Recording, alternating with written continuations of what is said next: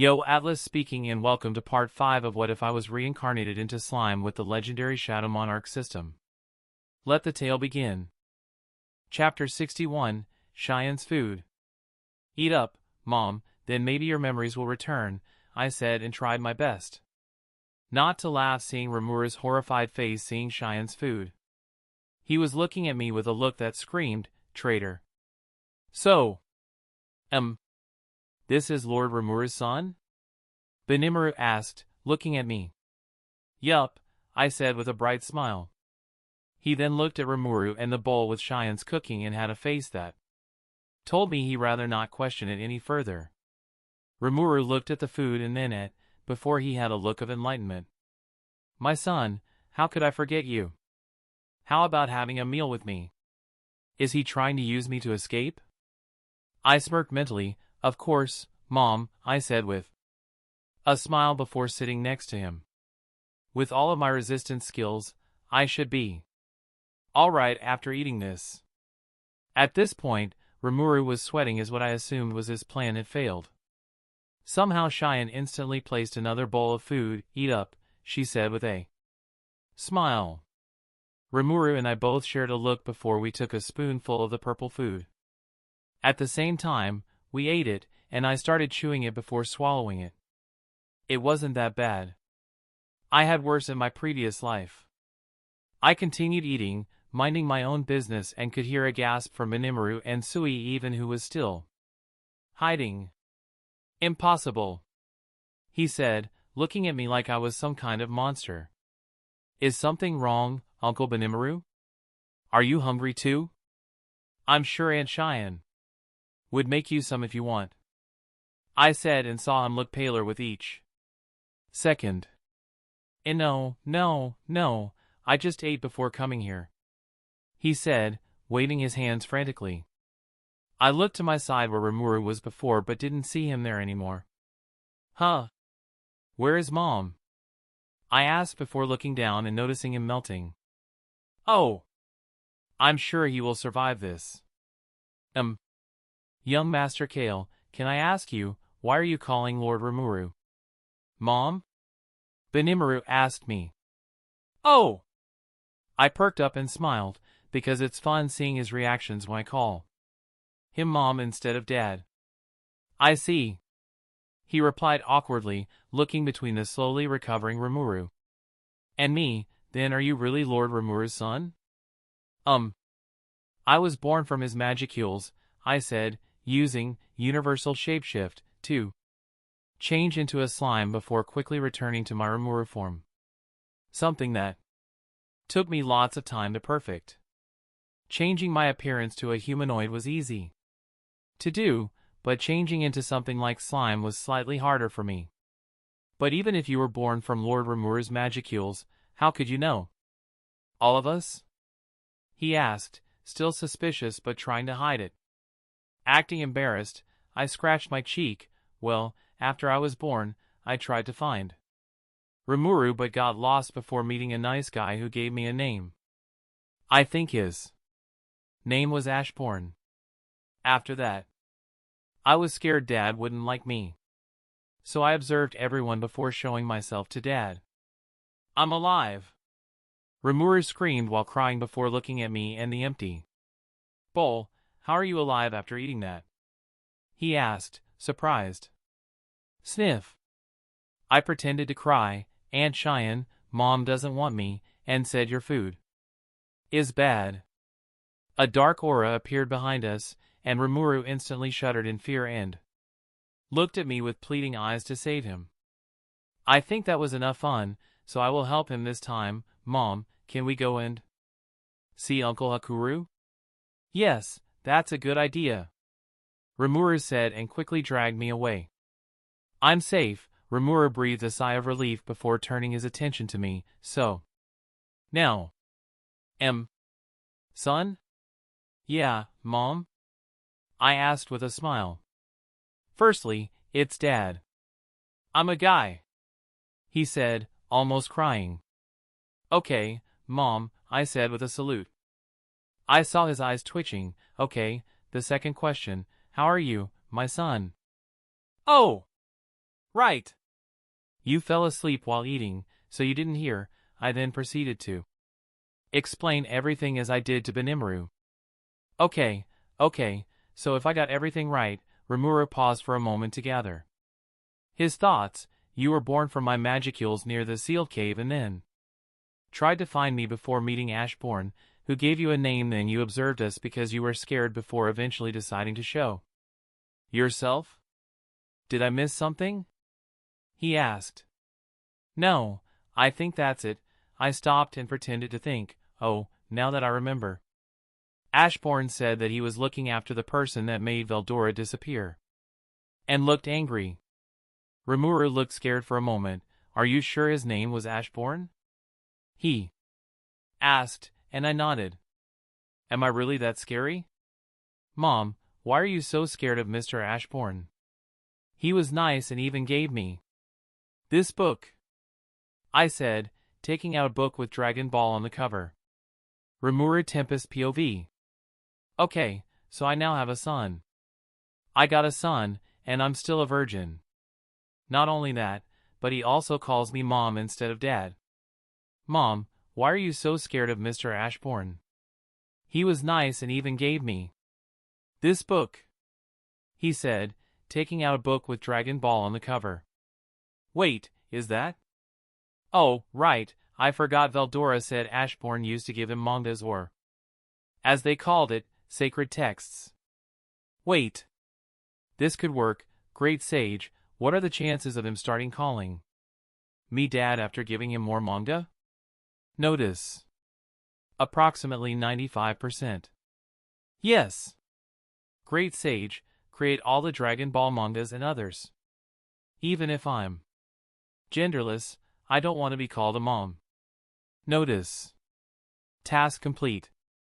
Hey, Kale, look what I have. I showed him the manga in my hand. If you start calling me Dad, then I will give you this one and many more. I think I saw stars in his eyes as he snatched the manga out of my hands and hugged me. Thanks, Dad. Good, now, instead of being a single mother, I have become a single father. Chapter 62, Pranking Rimuru. Again. So, how was the food? Shuna asked me. Some time passed, and during that time, Rimuru went back into his recovery mode after naming so many orcs. In the meantime, not many people know of him existence. The only people that know me are the Kijin, Rongda, and Rigard. It's good, Aunt Shuna, I replied with a smile, enjoying the food. While Cheyenne's food wasn't that bad compared to the food Shuna makes is much better. Then eat up, you poor little child, she said, giving me head pats. After she I ate and enjoyed Cheyenne's food. She looked at me with pity, thinking of how bad in life before coming here was. Well, I have 3 days before Rimuru wakes up, so I should come up with good ways to mess with Rimuru. I have some time to think of something, and during this time, I can also read different mangas.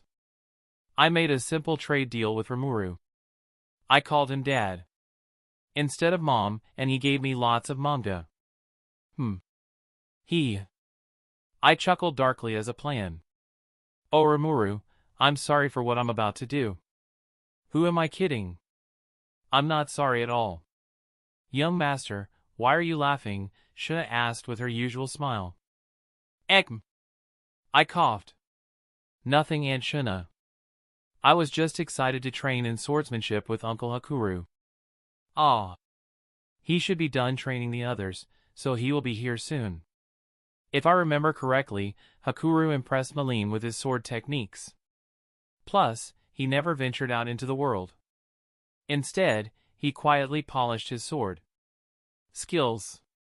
He became the strongest swordsman in the ogre tribe, so I could learn a lot from him.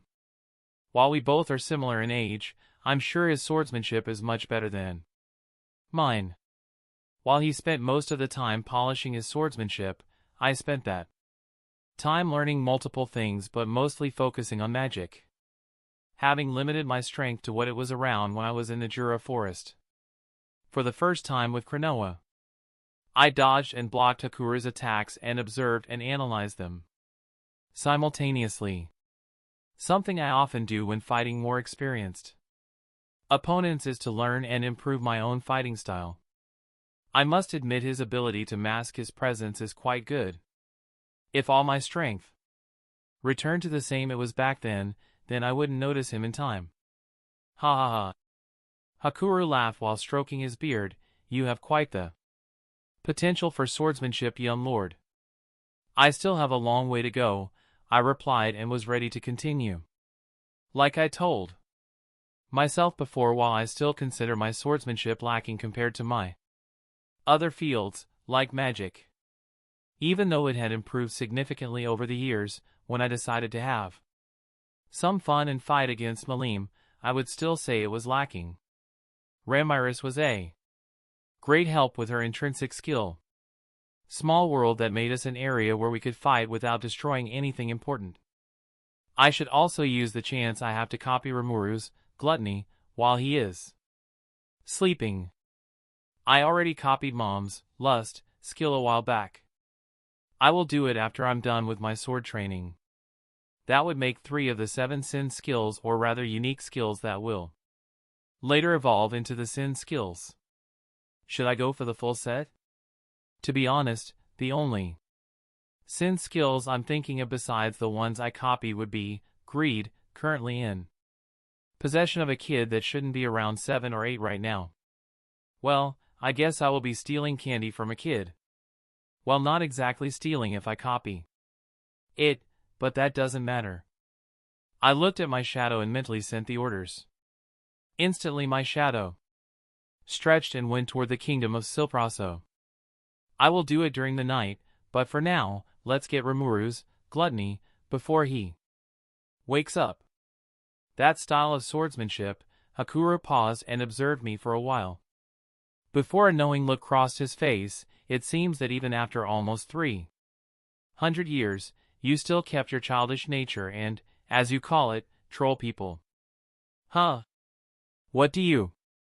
I stopped as a memory of around 200 years ago, when I was less than 30 years old, flashed through my mind. I stumbled upon a young swordmaster. Wait, you can't be. Ho ho ho, he laughed, stroking his beard. It seems that I'm not the only one. That changed since the last time we met. I remember you being taller and looking completely different, he said. I scratched the back of my head. Could you keep this a secret from the others? I haven't had this much fun trolling anyone in a couple of decades. Don't worry. I know if you meant harm to anyone here, you would already have done it, and there wouldn't be anything we could do. He then came up closer and whispered to me, if you want to troll Lord Rimuru, then do this. A smirk formed on my face as my mind started forming a new prank idea. After finishing my training, I walked up to the sleeping form of Rimuru, almost drooling at the thought of being able to acquire a skill that could become one of the most powerful compared to all the other skills. If I ranked every skill, the top would belong to Great Sage, and whatever it will evolve into. Speaking of evolving, I'm curious if my it will evolve into Raphael or something different. After I successfully copied Gluttony, I waited until nightfall and Shadow exchanged to copy Greed. The little kid didn't even notice anything happening as I did it hidden in the shadows. Could I mix Death's Touch together with Death Wish from Greed and Embrace? Drain from Lust? Rimuru has fully recharged and woken up from his sleeping mode, so it's time for me to start the manga prank. Dad. I said, tugging on his shirt. Dad. I said again. Oh. What is it? Cal. Son? He said he was still not used to being called Dad. Dad, why are there naked elves in the manga you gave me? I asked. What? She screamed, scared and embarrassed at the same time. Yeah, look, I gave him the thing I made when he was sleeping. I think something went wrong when I was making tea them for you. He paused while sweating heavily. I will be taking this.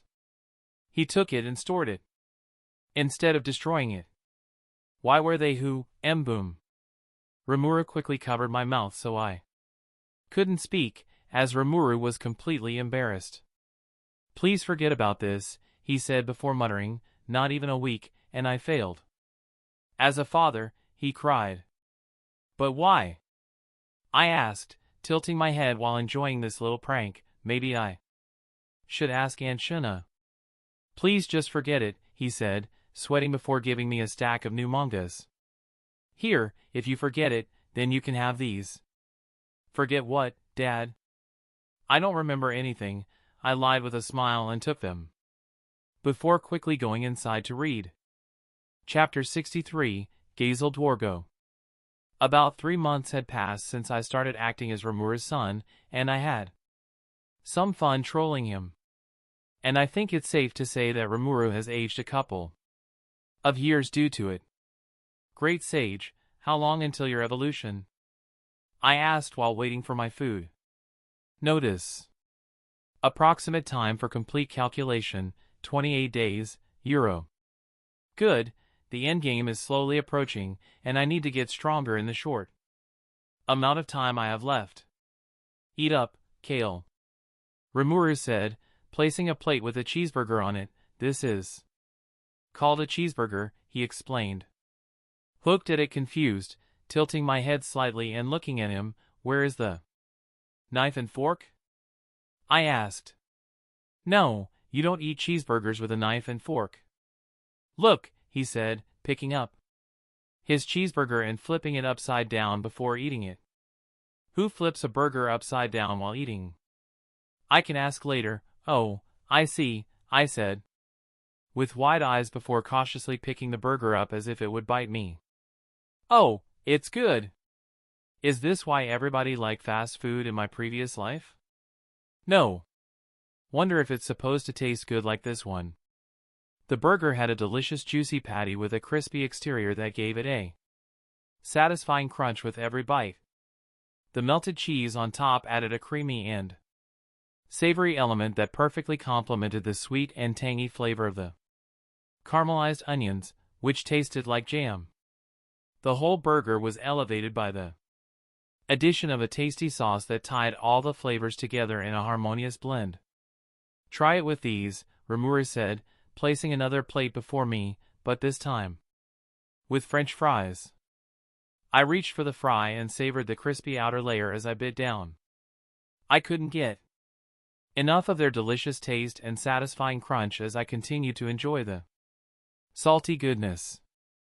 Ah, if you think this is delicious, wait until I make ramen and tonkatsu, but most importantly, wait until I get my hands on rice. Rimuru said, and I could see him drooling slightly, just thinking about recreating more dishes. Rice? What's that, Dad? Jaskied, acting confused. Ah, you will see when I recreate it, he said, looking proud of himself. Is that like those drugs in the manga you gave me? I asked. PFFF. Rimuru choked on the water he was drinking before looking at me and muttering, No, I did it again. Dad, are you alright? I asked, enjoying this a bit more than I should. Yes, 1 a.m., he then came up to me and patted me on the shoulder. I failed as a father. Huh, why? Are the drugs they called Sour Patch Kids bad? Huh. We both looked at each other. Rimuru looked dumbfounded. Sour Patch Kids? Yeah, I nodded. They said Sour Patch Kids are the best kind of drugs. I think Rimuru was about to start crying. I think I need to go to sleep. But Dad, you don't need to sleep. I need now. I enjoyed messing with him. What should I do next? I started thinking of my next plan to mess with him as Sui appeared. Lord Rimuru, we have an emergency. What happened, Sui? Rimuru asked. I've spotted an armed force in the sky to the north. I put their number at around 500. Oh, right, this should be around the time when Gazel arrives. I remember messing with him. Looking up in the sky, I saw an army of around 500 flying on Pegasuses. I kinda want one of them for myself. Just imagining entering a battle on a shadow Pegasus and everyone's reactions would be worth it. Hang on, Kaijin, what are you doing? Hurry up and evacuate, Rimuru said, noticing Kaijin, who was looking at the incoming army through a spyglass. Actually, I might know who that is. He looked at Rimuru. I once shared drinks with an old retired general who told me that the Dwarven King commands a top secret force of his own. And you think this might be them? Rimuru asked. Kaijin nodded. I do, especially since they are called the Pegasus Knights. I want one for myself, I said, still looking at the Pegasuses and imagining myself on one of them. It's good to see you are well, King Gazel. I started tuning out their conversation and continued looking at the Pegasus. Ha! Ha ha ha. A sudden laugh from Gazel snapped me out, and I looked at what was happening. Well, if the overseer of the forest says so herself, then it must be true. I apologize for doubting you, Rimuru. I think I saw Rimuru deadpan, but I think that was my imagination. However, I still need to confirm for myself. Draw your weapon. As I looked at them, ready to start the duel, I remembered something. For a while now, I have been thinking of getting myself a dagger or something akin to a mix between a dagger and a short sword for my second weapon. As I was thinking, I felt something akin to a slight breeze hit me, so I looked in the direction it came from and noticed that Gazel was using Hero's Haki. He has gotten stronger since the last time I saw him. After a while, Rimuru managed to undo it, and Gazel used Haze of Rumbling. Heavens! This sword technique conceals the user's presence to the point of not even being detectable by magic sense, attacking the enemy from behind with a bottom-to-top slash followed by a top-to-bottom slash. Well, Rimuru managed to stop it, but the technique itself is pretty impressive. In that case, the winner is Rimuru Tempest. Trainee declared, and cheers erupted from Rimuru's subordinates followed it. Ho, ho, ho. Hakuro stepped forwards. Well played, Lord Rimuru. But you have much to learn about the offense. The lessons will be harder tomorrow. He then looked at Gazel. I thought my lord's opponent seemed rather fierce with the blade, and it turned out to be you. You've made great advances. Now Rimuru was truly dumbfounded as Gazel and Hakuro started speaking. 1. Remember teaching the sword to a mere boy wandering the woods. They are fond memories now. It is an honor to hear those words from you, savant. How long ago was that? 300 years? After finishing their small talk, Gazel turned to me and then to Rimuru. Is this? He asked. Rimuru, slightly surprised not having noticed I was standing beside him the whole time, introduced me. Oh, this is Kale. My son. Your son? Gazel asked. Well, Magicule-born son would be the best way to describe it. I gave him a smile that sent shivers down his spine before he looked at Hakuro, who nodded. IISC, he placed a hand on Rimuru's shoulder. I heard that it's best to keep kids away from feathers and any sort of sticky substance. I'll keep that in mind. As he said that, I kept smiling, remembering the small pranks I pulled on him when he was training under Hakuro. Chapter 64, Exposed. A monster's threat level is vague categories and not set in stone. As they rise, they go from hazard to calamity to disaster. Gazel started explaining the threat levels of monsters. For example, the Orc Lord you fought was a hazard even with his army. Rimuru looked interested. What is a Demon Lord classified as? He asked. A Demon Lord is a disaster, Gazel answered before looking seriously at Rimuru. This is because an enraged Demon Lord is as destructive as a natural disaster. If You should run across one, heed my advice and let it be. He said as I, a demon lord, peacefully listened and ate the food. Are they really that powerful? Rimuru asked. Yes. Gazel answered. I remember when I was still a young child, I heard the news of how the new demon lord Ashbourne easily wiped out an army of 30,000 soldiers without breaking a sweat. That's true, but you should know that the demon lord you are talking about is currently sitting across from you. I don't think Demon Lord Ashbourne is such a bad person, I said. Gazel looked to be thinking before saying anything. After the army was wiped out, everyone agreed not to come close to his castle. There were people foolish enough to try and challenge him, and they were never seen again. He sighed. Though from I heard that his castle is a sight to behold. I nodded mentally. Gazel certainly knows his stuff to recognize the magnificent side of my castle. Aren't those categories kind of broad, though?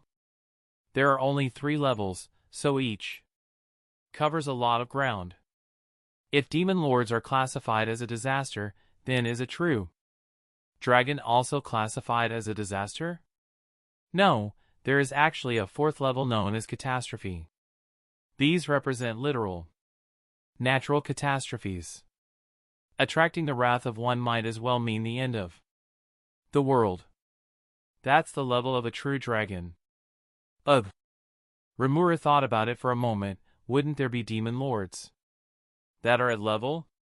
He asked. There have been rumors about a selected few of them being at that level, but nothing has ever been confirmed. I see, Rimuru said while thinking. As I was about to take a sip of the alcohol, Rimuru snatched the cup and replaced it with a cup of green tea. Rimuru, are you interested in entering a treaty with me? Gazel asked. Huh? Rimuru just looked at him with a look that said, what is this crazy old man thinking? The layout and construction of the town is fantastic. I'm certain it could be the center of a bustling trade network.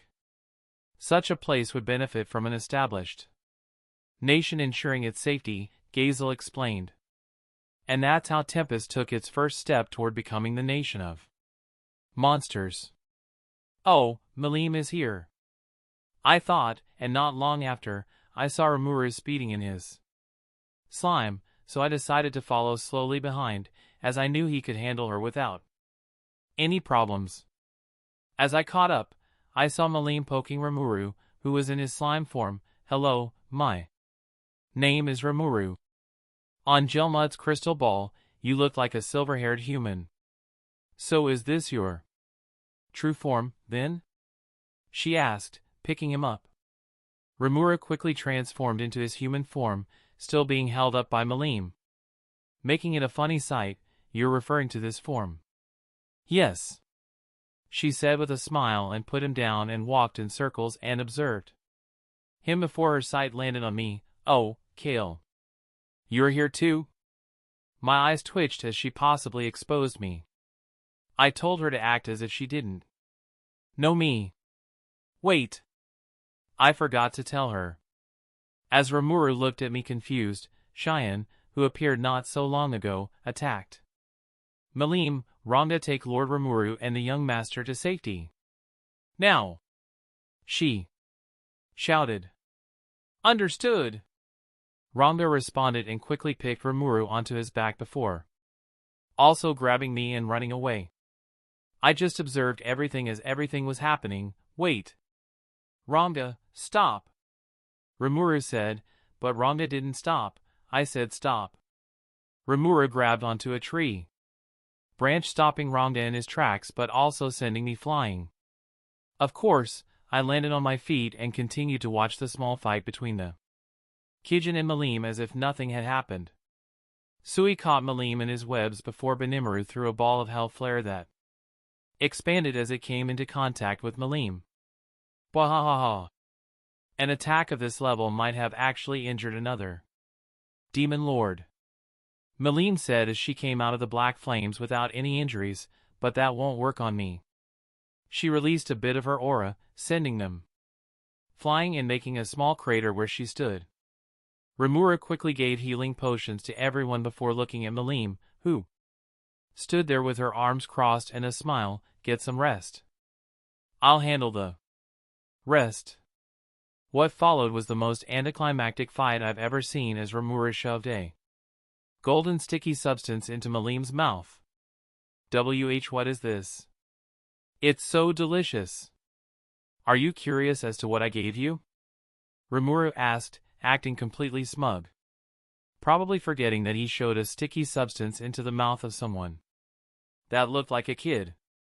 If you admit that I've won this time, I might give you the rest. Rimuru then proceeded to eat some of the honey. If you don't want it, I think I will have the rest. But sweet. Cakes. Sweet with cakes. Ah. She seemed to be in a big dilemma. Wait. I have a proposal.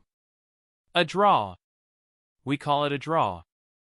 I'll even swear an oath not to harm your people in the future.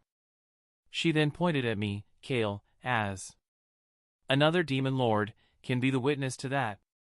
The attention turned to me, and I fully knew my cover was blown, just as I was about to do my ultimate prank. I muttered and saw Rimuru and the others staring at me, though Rimuru seemed to be out of focus. No, it's his mimicry skill that seemed to be broken. Chapter 65, New Ultimate Skill. Ekm. I fake coughed, scratched the back of my head, and saw Rimuru looking at me. I was slightly bored, and after I saw you eat Veldora, I decided to have some fun pretending to be your son. Rimuru, whose mimicry skill started working again after almost 5 hours, deadpanned. How is pretending to be my son supposed to be fun? There wasn't anything new and exciting over the years, and when I was about to visit Veldora, I saw an intelligent slime, so I kept an eye on you. Then you got a human form, so I decided to pull a small prank. Rimuru was silent and looked at me for what seemed like hours. Why do I feel like a kid who's about to be scolded? It seems I did a bad job as a father, so as your punishment, I'll be taking all the mangas and novels until further notice, he said, standing up. Wait! You know I'm not really your son, right? Asked.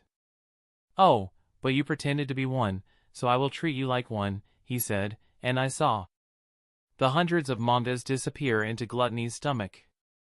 My manga! I cried. A few hours passed after I lost all my mangas and novels, and I saw Rimuru thinking about what I'd said. Wait, so you, Ashbourne, and Malim are demon lords. Could you tell me something about the others? You know, after me treating you like a son for so long, you could at least do that. He tried to guilt-trip me into giving him some information. While I can't tell you much about the other demon lords, you should know that at your current level, even the weakest one is stronger than you, I said, which was true at the moment. Rimuru would be considered special A class by the future Tempest ranking system. Oh, and Ashbourne and I are the same person. Huh? His eyes widened slightly. So you are the Ashbourne that Veldora has been talking about being his rival. Didn't expect Veldora's rival to pretend to be my son. I awkwardly scratched the back of my head. That's what he's been calling me over the past 300 years, but we actually fought once, and I was so drunk that time that I don't remember much. You fought Veldora while being drunk? Hey, I was going through some stuff back then, got drunk, found a sleeping dragon, and like they say, the only way to wake up a sleeping dragon is to strike it where it doesn't have scales. Rimuru had a terrified expression and backed away from me. Hey, I don't normally act like that, I said, looking at him. Oh, and just call me Kale. Not many have seen my true face or know my real name, so keep it a secret, I said, changing to my true appearance. Don't worry, I won't, he said. Oh, and another piece of advice, Rimuru, I looked at him seriously. You shouldn't be so trusting in the future. Especially now that you established a magical treaty with the armed nation of Dworgen. This place will be seen as a nation and, coupled with its location and the fact that its citizens are monsters, could cause a serious problem. I'll keep that in mind, he said, and we sat in silence, drinking the green tea. Should have prepared for us. Could you tell me why you became a demon lord? He asked after a while. I hummed, remembering the day I first met Guy and became a demon lord. It's probably the most boring reason out of all the demon lords. I chuckled. I didn't have any other choice. I encountered a demon lord and wasn't that strong back then. Thankfully, the demon lord was interested in my ability and strength and offered me to become one myself. So the demon lords are truly that powerful, huh? Rimuru murmured to himself. But I heard it. They are. He was only playing around while I was going all out, but the only thing I managed to do was a few drops of blood. Rimuru looked deep in thought. After I said, but even if I said I was weak back then, compared to your current strength, I was around 10 times stronger. Well, that should be enough of bragging about myself. I mentally chuckled, but don't worry, most demon lords are weaker than the Leem and the one I fought. That's really reassuring. Rimuru deadpanned. Do you regret it? He asked. Curious. There were things I did I regretted after becoming one, but that's another story. I said. Bad memories? Rimuru asked. I nodded. You could say that.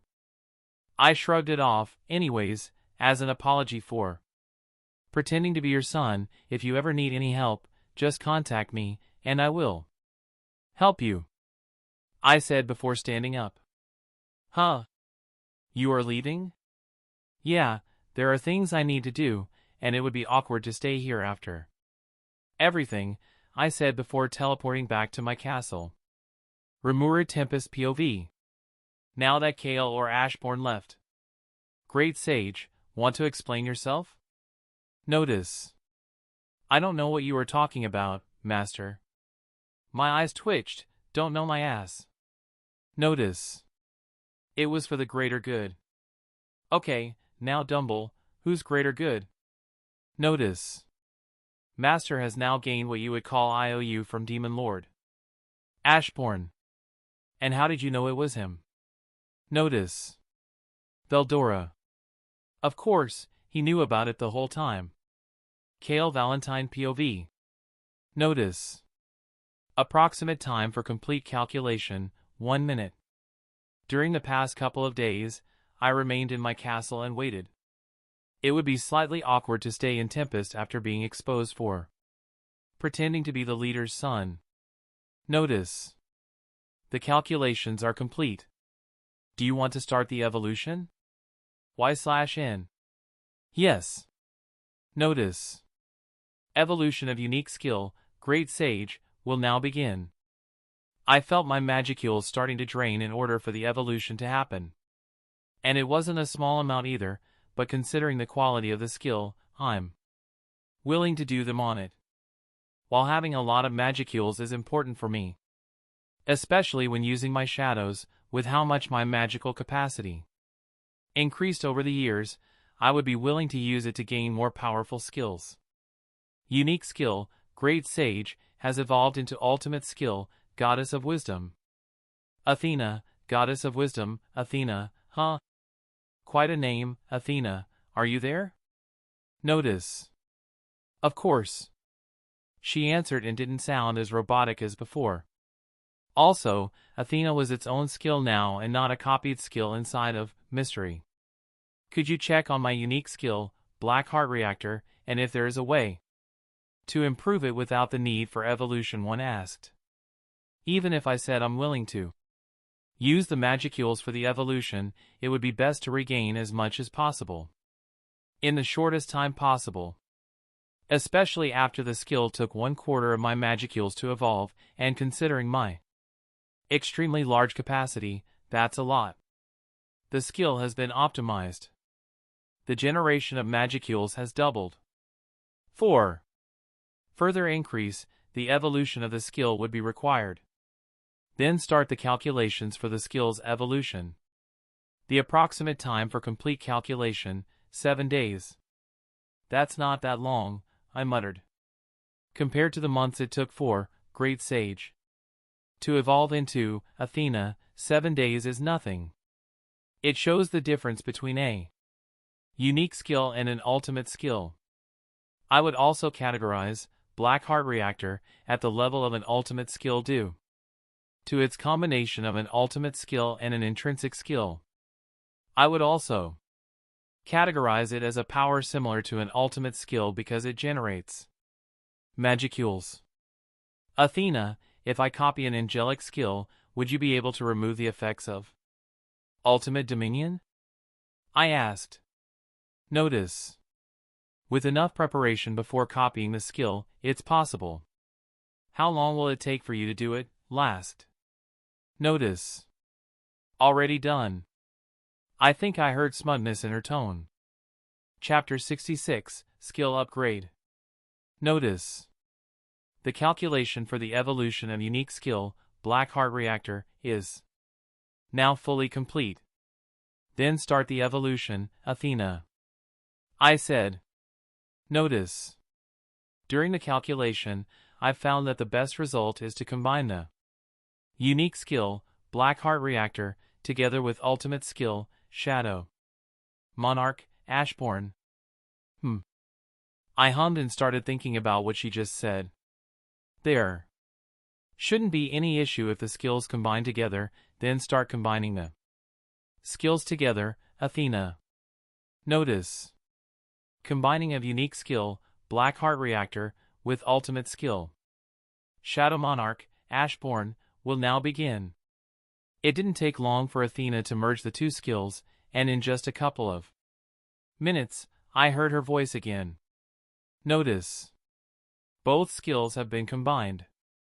I felt slight changes after both the skill combined, and I felt my shadow soldiers' strength increase. Athena, what changed after both of the skills combined? I asked. Notice. All shadow strength has been increased. Also, the effects of Black Heart have increased by 3 times. You can also enable Wrath mode for the shadows, giving them a boost in strength, but they will be taken over by Wrath, destroying everything in their wake. 3 times, I said as my eyes widened, as even after Athena had already doubled the effects of Black Heart Reactor, and now, after merging with my ultimate skill, it tripled. That's a total of a 7.5x boost from the time it was in intrinsic skill. Then there's Wrath mode, something truly terrifying, depending on how it's used. Athena is really amazing. HMPF. Did you just HMPF me? I asked. Notice. It's just your imagination. No, I'm pretty sure you did just HMPF me. Notice. It's just your imagination. Okay, if you say so. Then could you start the calculation for the evolution of mystery, dot. Hey, Kale, did you do something? Ultima entered my office while eating a cookie, because my strength increased. She said, looking at me for an explanation. I hummed and thought about it. Her host body is technically made of my shadows, and I named her, so her increase in strength should be due to the skill combination. My skill had a slight change that could be the cause. Your skill changed? She asked, curiously tilting her head. Yeah, I was working on some things, and it triggered an I thought about how to best describe it. It wasn't a full evolution, but something akin to that. You could say a semi-evolution. You know you are a cheat, she said, looking at me. I smirked, and I take pride in it, I replied smugly. Tisk, she clicked her tongue, sometimes you can be really annoying, she said. sitting down on the sofa and hugging a pillow while glaring at me. What can I say? I chuckled. You look cute when you're annoyed. She threw the pillow at me. I easily caught it and used it as a headrest. Hey, how about we go to Ingracia? I heard the confectioner Kari Yoshida made a new pasty. Seeing as I got Ultima's full attention now, I smirked and said, apparently, people say they never had anything that tasty in their life. Even the Empress of Sorcerers Dynasty Sarion enjoyed it. Ultima expressed her doubts. It can't be that good. But I could tell she was interested. But if you think it's good, then I'll check it out. I playfully teased her. Sure thing, my little Tsundere demoness. She quickly corrected me. I'm not at Tsundere. I tried again. How about Cookie Demon? This time, her eye twitched with annoyance. Says the battle maniac. She shot back.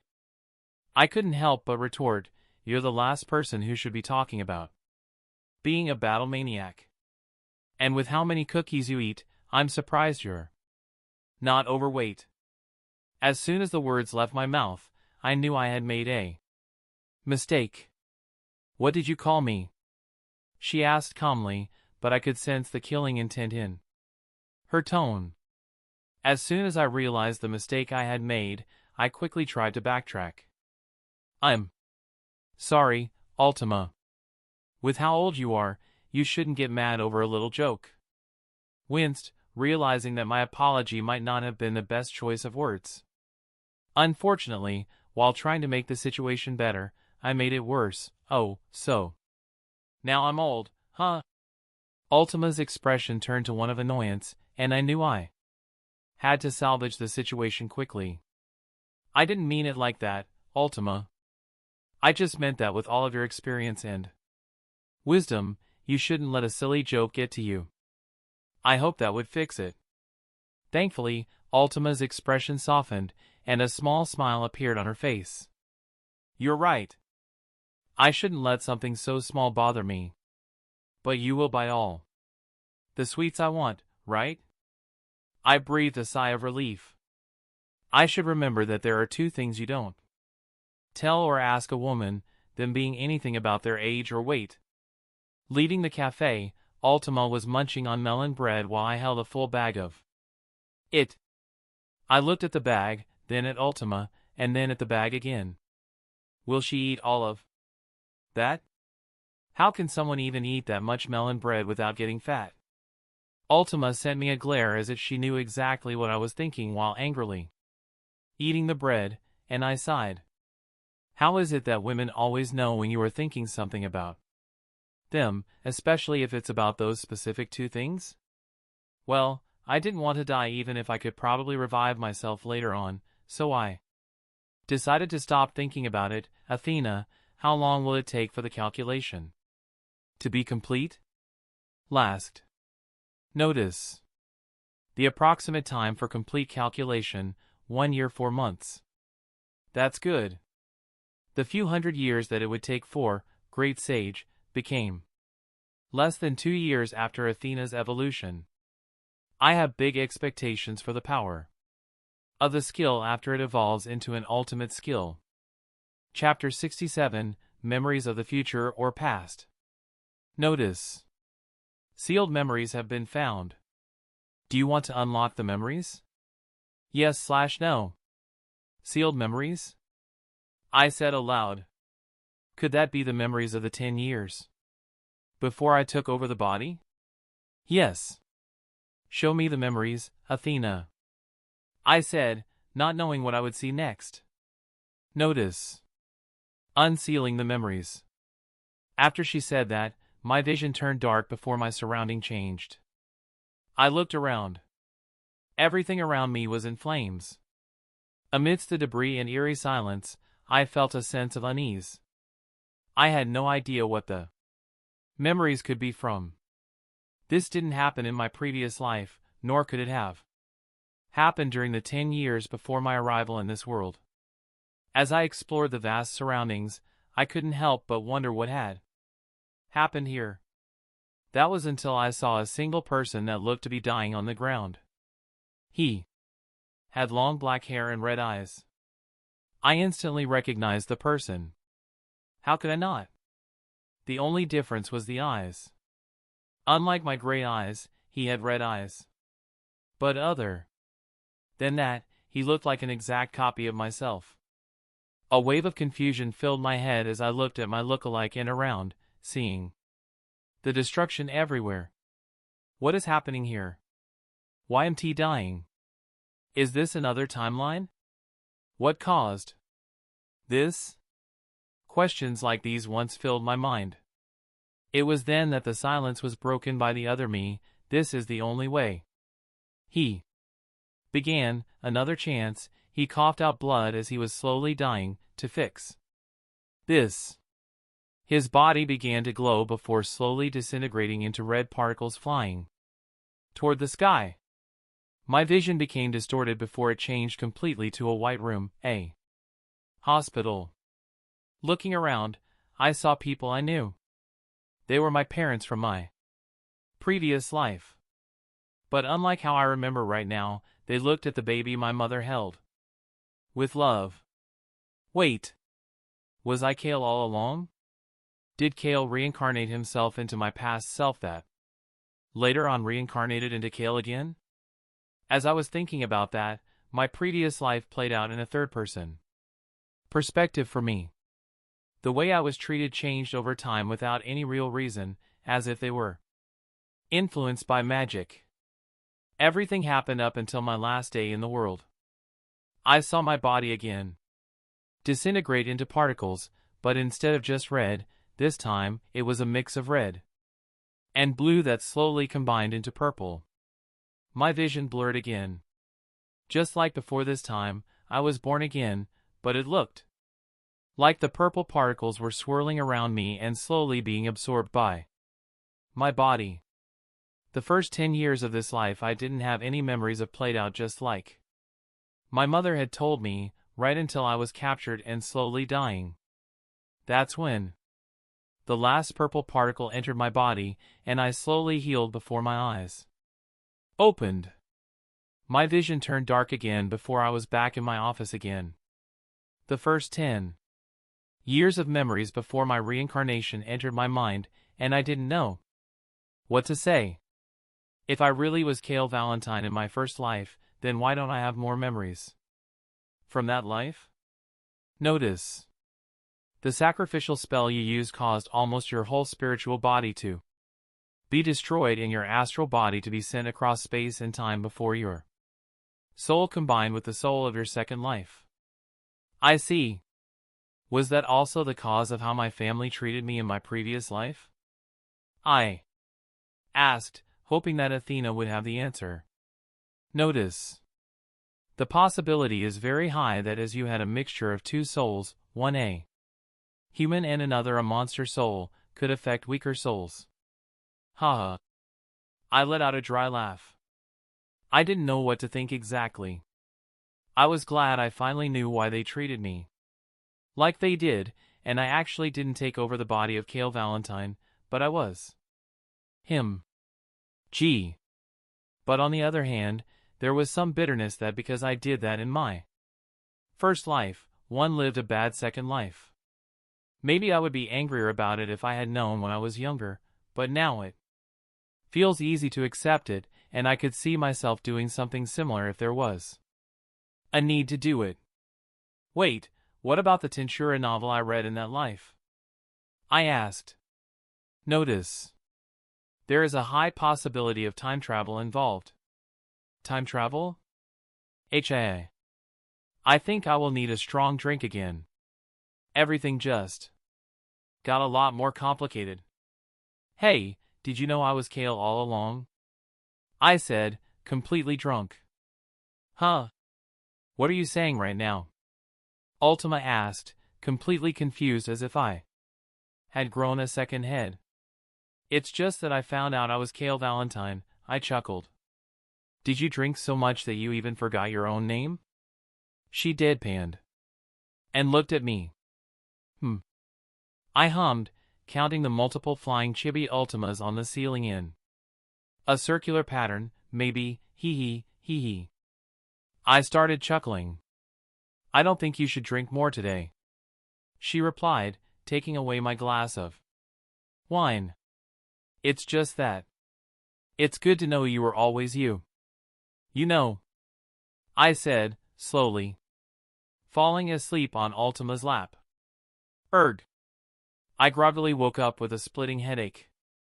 I wished that enabling the poison nullification again would remove hangovers too.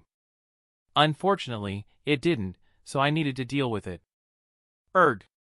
Ultima also woke up and quickly covered her eyes from the sun that shone through the window. Turn off the sun, she said before she wrote runes in the air to block the window. Much better. I deadpanned. Really, using your new unique skill for something like that? One asked.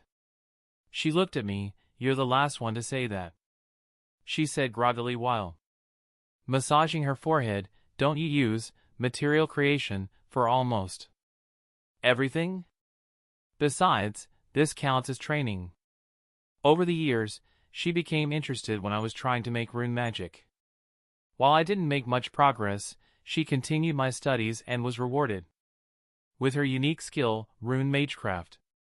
Well, that's true, I said, dropping the topic. Chapter 68, Charybdis. It was magically sealed in the distant past. I cannot imagine the seal would come undone without any reason. Indeed, my sister trainee is busy holding it back, but she will not last very long. A dryad I didn't recognize said.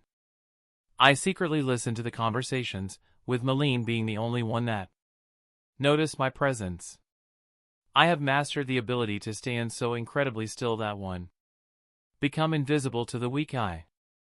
Some time passed since I learned that this was actually my third life. I tried to find anything about the spell I could have used but found nothing. Reincarnating is one thing, but sending one's soul across space and time is another. T heard that no magic could affect it. Legends say it can control monsters from another world. They started talking while Rimuru looked confused, so I decided to reveal myself. I heard that the meat from the monster it summons is delicious, I said, and everyone except for Malene got on guard hearing a new voice. Rimuru, who was in Malene's arms and closest to me, jumped in fright, as son. 1. Mean, Kale, since when were you here? He asked. Huh? I pretended to be confused. I've been here since the beginning. I was standing so incredibly still that I became invisible. Kale has been here since the beginning, Malene confirmed. I could see Rimuru's slime from sweating, so why are you here? He asked cautiously. I heard Charybdis was in town, and I wanted to get some megalodons. Rimuru, seeing an opportunity, asked, Megalodons, are those the monster it summons? I smiled. Yup, they are pretty weak flying shark monsters, and from what I've heard, they taste pretty good. Is there anything else you could tell us about it? Rimuru asked. At this moment, he should have the basic information about Charybdis from Great Sage, and would easily understand more after seeing it in person, so I didn't see a problem telling them everything I knew about it. Born from a cloud of Veldora's magicules, and could be called Veldora's child. It was previously sealed by the hero somewhere in the Jura forest a few centuries ago. The only thing that stops it from being classified as a disaster class is the inability of rational thought. I looked around and saw everyone listening to me. So I continued, it also has a few skills like gravity manipulation, magic jamming, magic sense, ultra speed regeneration, pain nullification, physical attack resistance, and paralysis resistance. It also can shoot a laser beam from its eye and shoot its scales. I already saw Rimuru thinking of a plan for how to deal with it now that he knew what it was capable of. Don't worry, Rimuru.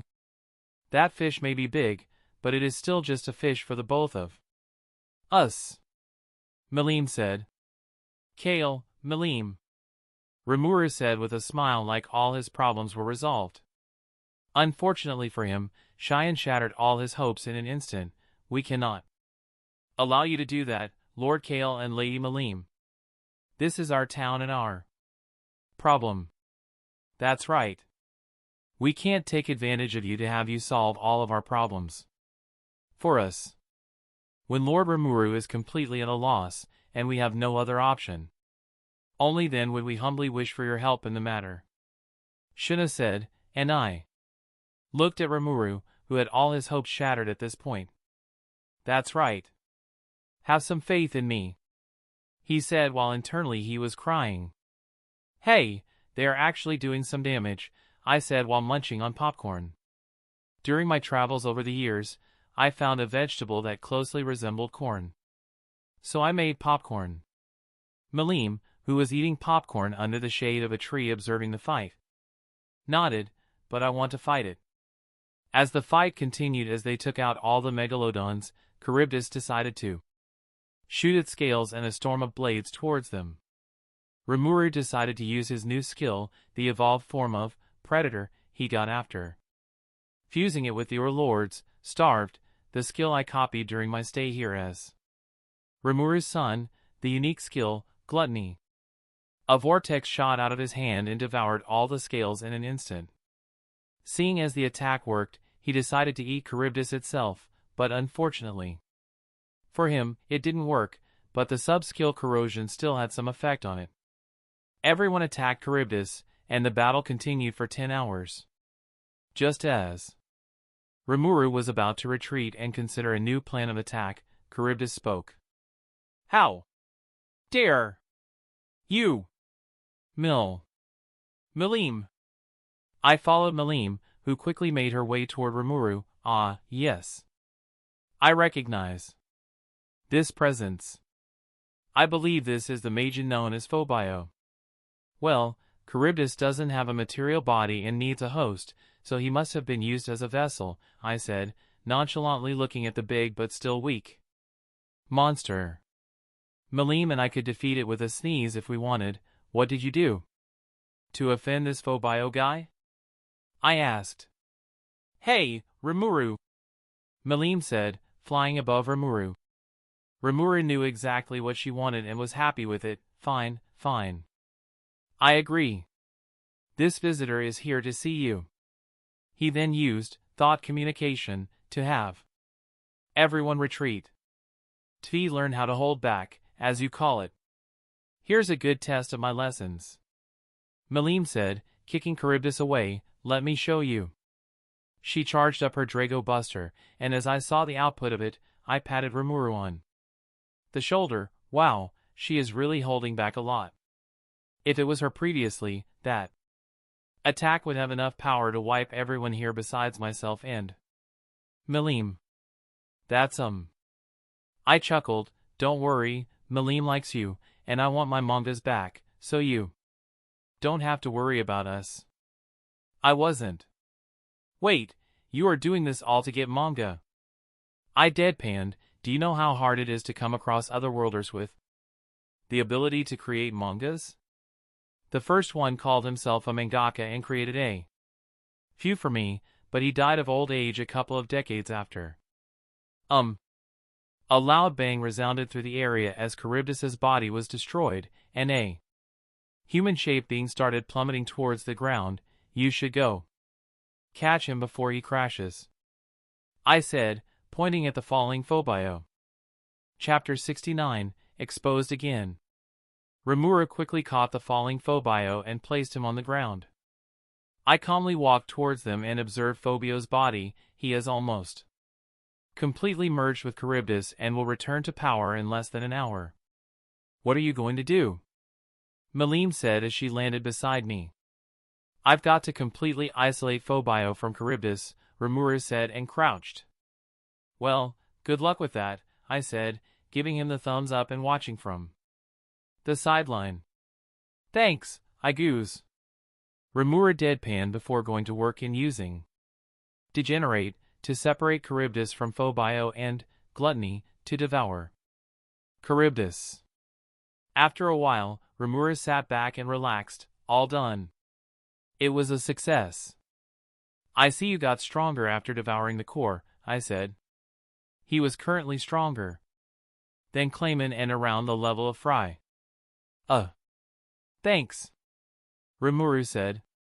Sorry. I mean, I humbly apologize, sir. Phobio, who woke up, now on his knees, bowing, all of this, I did on my own.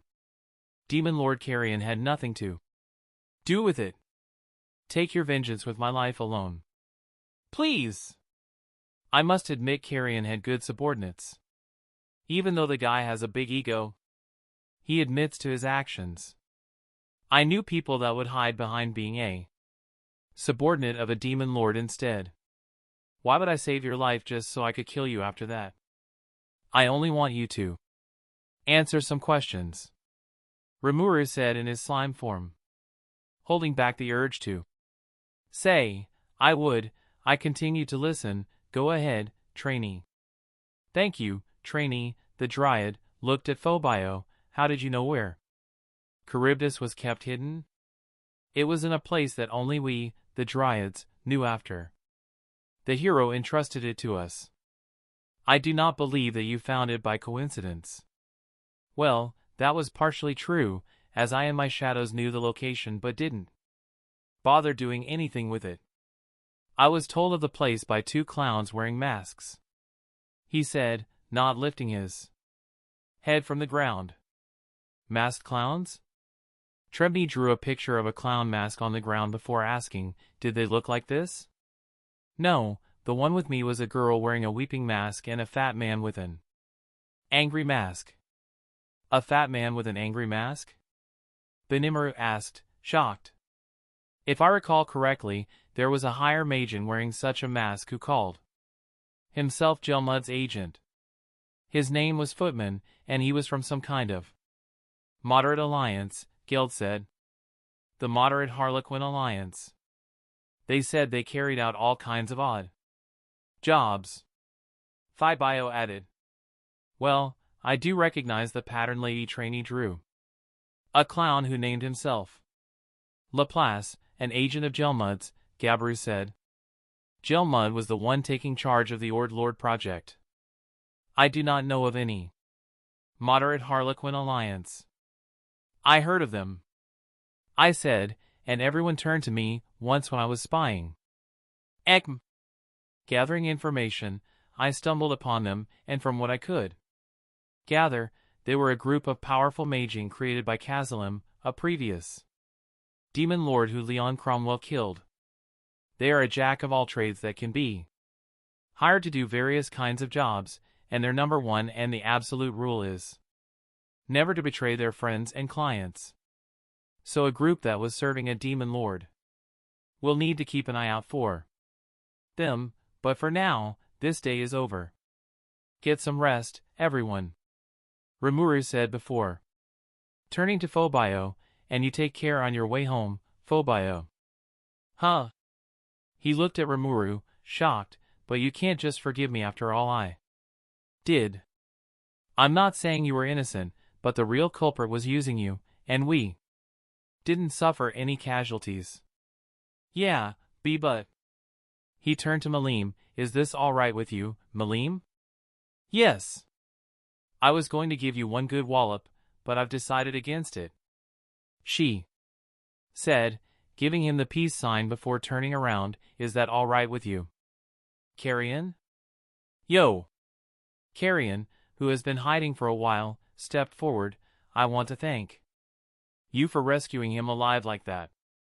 I went slightly annoyed as I was completely ignored, and Carrion started talking to Rimuru. Sorry for letting my subordinate go out of control like that. I hope you can forgive him and chalk this up to me not paying attention as I should. Let's just say that I owe you one after this. Anything you need, just say the word. In that case, I'd love to sign a pact of non-aggression with you. Sure thing. In the name of Beastmaster Carrion, you have my word that Eurazania will never bare its fangs toward Tempest. He then turned to me, you certainly have a lot of information if you knew so much about the moderate Harlequin Alliance. I'm interested in who you might be. Oh. I awkwardly scratched the back of my head. I'm Kale, just a passing traveler who has seen a lot during the years. I then shook hands with Carrion. I actually forgot he doesn't know I'm Ashbourne. Malim jumped on my back and pointed at me. Huh? Carrion, don't you recognize him? It's Ashbourne, but don't say it to anyone. He wants to keep it a secret.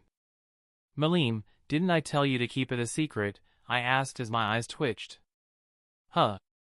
Huh. Huh. He looked shocked before coughing. Sorry, I didn't recognize a fellow demon lord with you not even emitting a shred of your aura.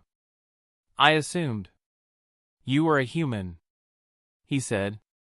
That was the point. I replied with slight annoyance. I like to go around without everyone knowing who I am. So keep it a secret. While not many knew my true power from what I have shown, I have the strength of a true demon lord but on the weaker side. Seriously, Malim, why must you always reveal my identity to everyone? Chapter 70, Getting a New Sword/Dagger. After Carrion left, the big feast started where the megalodons were cooked up. I walked up to Rimuru, who was eating. Hey, Rimuru. Could you introduce me to the blacksmiths in your town? I asked. Huh? The blacksmiths? Sure. Rimuru said in between bites, but don't you have a super powerful weapon? I do, but I wanted to get something new, and I heard your town has excellent blacksmiths. Follow me. I saw Kaijin go back to his forge a while back, Rimuru stated, guiding me toward Kaijin's forge. When we entered, we saw Kaijin working on what looked like a pair of gauntlets. Lord Rimuru, and you must be the traveler Kale I heard about. How can I be of assistance? I wanted to make a request for a new sword, and I heard from Rimuru you are an excellent blacksmith. Ha ha ha. I'm glad my work is appreciated, he said with a laugh. So, what type of sword do you want? I want something like a mix of a short sword and a dagger to go with my main weapon. I brought forth my sword so he could, and I wanted to pair well with my current sword. I gave him the sword so he could look at it. It looks like a masterfully forged sword. He paused for a moment before his eyes widened. It can't be a sword made of a hurricane. The endpoint of evolution for Magisteel, a material only heard of in myths and fables. So, could you make something similar but with a shorter blade? I asked. Ha ha ha, he laughed and gave back the sword. Of course, I can, and don't worry about paying for it. The fact I could see a hurricane is enough of a payment for me. I really couldn't have you craft a sword for nothing, I tried to say but got interrupted. Don't worry about it. But if you could answer, who forged the sword? It looked similar to the swords I've made, but the quality is much higher, he said. My eyebrow rose slightly. I'm not sure who forged it. It was my mother's sword, I answered, not seeing why I shouldn't. Ha! That's unfortunate. I really wanted to meet the blacksmith capable of forging such a weapon. It was a good weapon, and now my old trusty sword will get a younger sibling. I was observing my prey, waiting for the best moment to attack, and when I found the perfect opportunity, I sprung into action. Surprise attack. Rimuru, who was reading the various reports, only moved his head slightly and avoided my kick. Twisting my body midair, I landed perfectly on the sofa and looked at Rimuru, who started at me with a flat expression. You know when you shout surprise attack, it isn't a surprise attack anymore. Hey, you fell for it the first 4 times, I said. Sigh. What do you want, Kale? I'm busy right now. More manga. Fine. As I enjoyed the new manga Rimuru gave me without any care in the world. Rimuru spoke, you know, after seeing you and Malim, I have a weird picture of the demon lords. I perked up from my manga and looked at him. What kind of image? Last. Like a bunch of kids after eating too many sweats. He said. I chuckled. Well, when you get strong, you can act however you want without facing any consequences. Take Malim or me, for example. Even if we act childish. At times, what can you do if we anger you? Stop giving your mangas and sweets, Rimuru said with an amused smirk. Well, that's true in a sense, but besides that, we could do what we want without any consequences.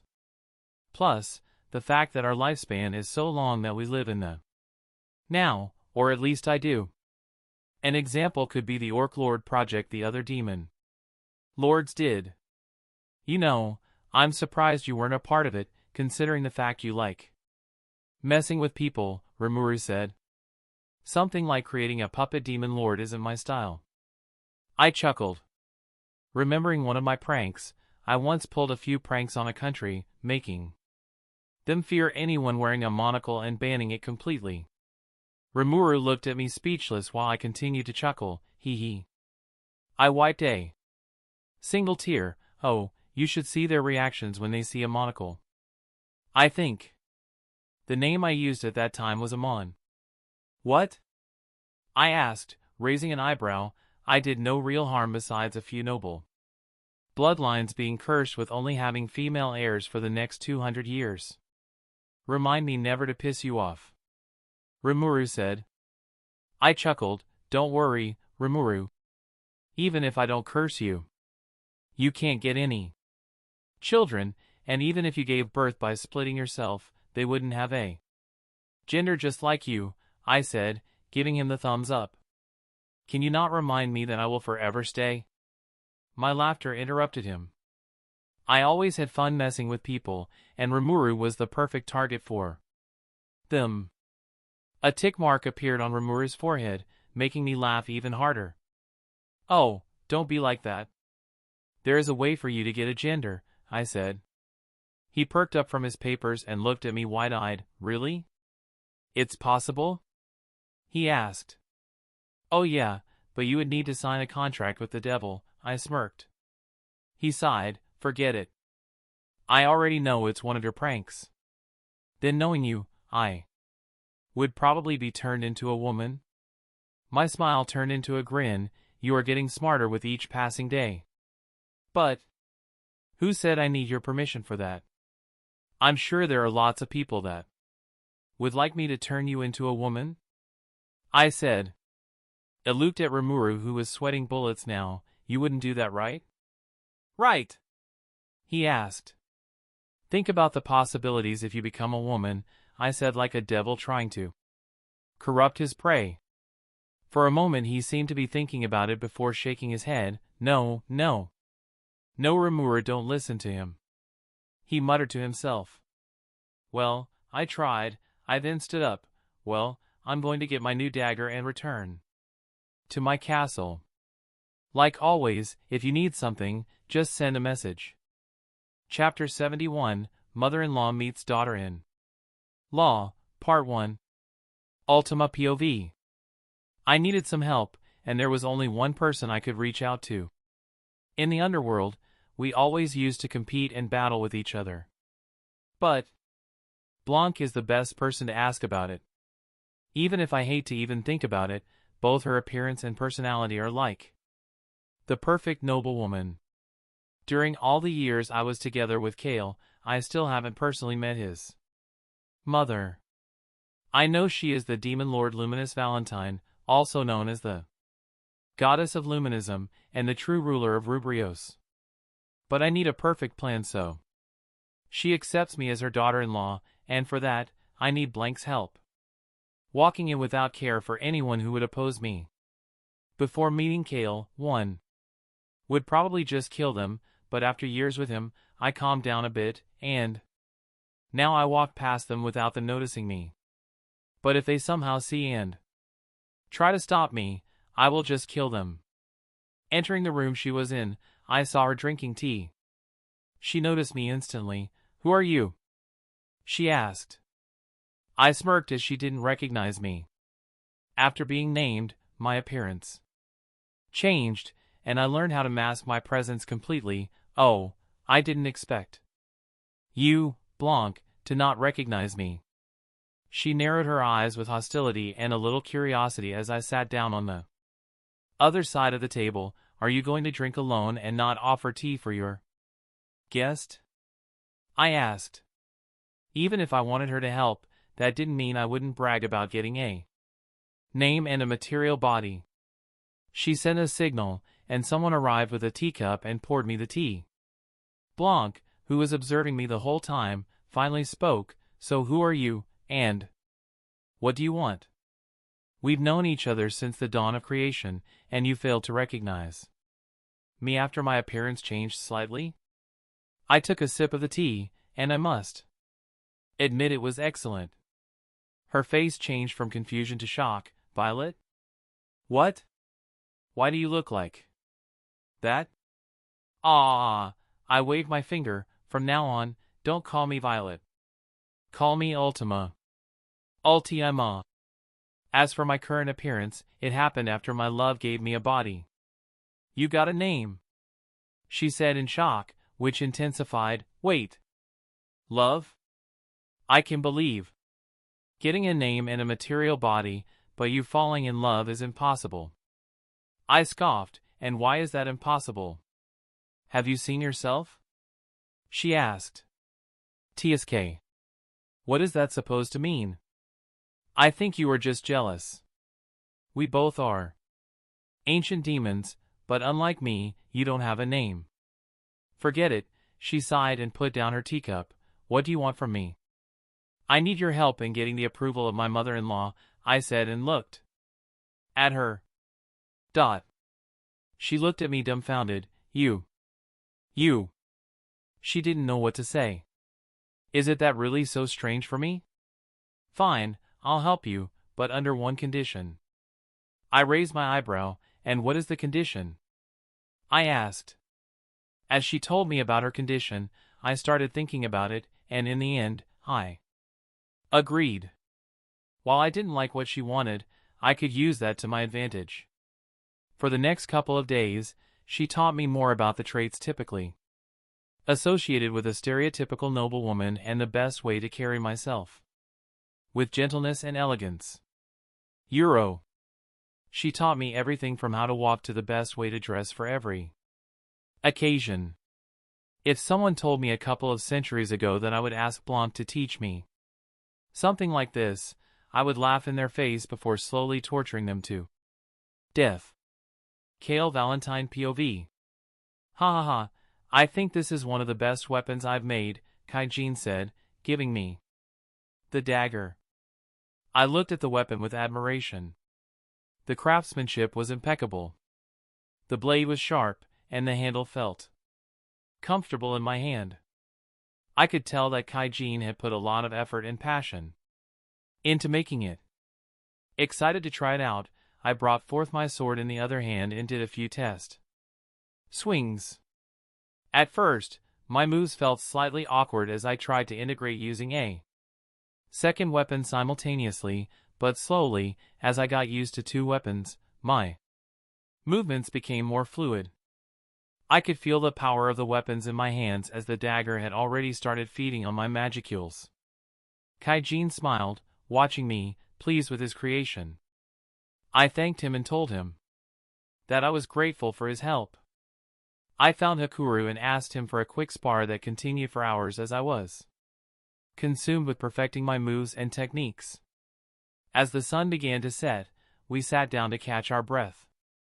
Rimuru, who had arrived a while ago and decided to observe our spar, looked at us in amazement.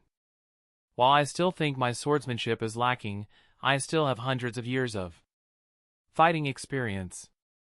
Sorry to keep you waiting, Lord Rimuru. Our little spar took longer than we expected, but I'm still ready for your training session. Actually, I think we should step up your training, Hakuru said with a smile. PFF. I tried my best not to laugh seeing Rimura's face at this moment. Well, I'm sorry for keeping your training on hold, Rimuru. I will be going. There is probably lots of paperwork I need to go through. I then left them and teleported back to my castle, where I noticed the presence of Ultima together with my mom, but there was another presence I didn't recognize. Chapter 72, Mother-in-Law Meets Daughter-in-Law, Part 2. Shit. I cursed and turned 180 degrees, but a hand was placed on my shoulder as I was about to teleport away. And where do you think you are going? My mother asked. I turned around in an almost robotic fashion with an awkward smile. Hey, Mom. Long time no see. She had a smile that didn't reach her eyes. Yeah, a long time indeed. It seems there was a lot I didn't know, like the fact you have been in a relationship for the past 100 years. I was sweating bullets at this moment. Even if I'm much stronger than her, there is something every mother figure has that no matter how strong you become, you will be powerless before their wrath. It's like there is some kind of intrinsic skill for every mother that makes them more powerful when scolding their children. I'm sorry, mother-in-law, my love is always busy with all his projects, so he must have forgotten to tell you about me before. Ultima came with the save, but it didn't last long as I saw the sadistic smile on her face. How about we both go on a shopping trip and tell each other different stories about Kale? You surely have some fun stories of him when he was a child. That sounds like a perfect idea, Ultima, Mom said with a smile. That was also when I noticed the third person in the room. She had waist-long silver-white hair and crimson-red eyes. I, of course, instantly recognized who she was, the White Primordial. But what was she doing here? No. The biggest question in my mind was, why is she wearing a maid uniform? Seeing my confused look, Ultima explained, we were looking for another maid. And while I was out, I found the perfect candidate, so I brought her with me. I nodded without saying anything. If I didn't know she was the White Primordial, I would assume she is a perfect maid by the way she behaves. But my biggest question was, how in the hell did Ultima make her do it? I know Ultima is currently much stronger than Blanc, but I don't see any possible scenario where she would willingly put on a maid uniform unless she somehow has a maid fetish, but I doubt that. I can already feel a headache coming from this. Mom and Ultima looked at me. You wouldn't mind if we used some of your money, right? My mother asked. I don't mind, I said with a fake smile while internally crying. I could see gold disappearing with every second, and they hadn't even left. They just left. Athena, calculate the chances of me still having any money after this. Notice. Calculation impossible. I thought so. My hard-earned money. Notice. You used material creation to make most of them. It still took time to make it. I tried to defend myself. Sigh. Did you just sigh at me? I asked. Notice. It's your imagination. No. I think you did. Notice. It's your imagination. Fine if you say so. Anyways, if Mom and Ultima went shopping together, the only thing I can do here is to do the paperwork or let's train. Standing around 20 meters away from Igris, both my weapons were already in my hands, and Igris with his longsword that had a purple glow to it. Igris was a shadow I named around 150 years ago, and he is responsible for training the shadow soldiers in close quarters combat. He is a bit shy, so he doesn't talk much. Before becoming a shadow, he was an enlightened who was close to evolving into a saint who mastered swordsmanship. During his almost 100 years, and even after becoming a shadow, he continued to polish his swordsmanship. I would want to see him spar against Hakuru. Both are masters of swordsmanship. That would be an interesting fight to watch. As the signal was given, Igris charged forward, his longsword cutting through the air with incredible force. I relied on my speed and reflexes to evade and parry his powerful strikes. I moved with calculated precision, positioning myself to exploit any opening I could find. The clash of steel echoed through the air, our blades colliding in a symphony of battle. I deflected his blows with my sword, all the while keeping a keen eye on his movements. In a moment of respite, I saw my chance. Igris swung his longsword wide, leaving his flank exposed. Without hesitation, I closed the distance, my dagger glinting in the sunlight. As I aimed for his vulnerable side, I felt a surge of confidence. But Igris, ever vigilant, spun around swiftly, deflecting my dagger with the edge of his longsword. Our duel continued, a display of skill and strategy. Igris unleashed his longsword with thunderous power while I relied on swift movements and calculated strikes. I weaved in and out, striking when the opportunity presented itself, aiming to keep him off balance. The intensity of our battle grew. Then, in a moment of heightened focus, I saw the opening I had been waiting for. Igris's longsword swung down with all its might, and I instinctively deflected it with my own sword. Seizing the opportunity, I lunged forward, my dagger aimed straight at his exposed chest. But Igris, like a true warrior, twisted his body at the last possible moment, narrowly avoiding what would be a lethal strike if he wasn't a shadow. Even if this was only a duel, I enjoyed having someone to fight. Maybe that's why Malim and I often fight each other. After the small spar, I decided to prepare myself for their return while hoping nothing bad would come out of it. 2 primordial demons and the vampire queen went shopping. What could go wrong?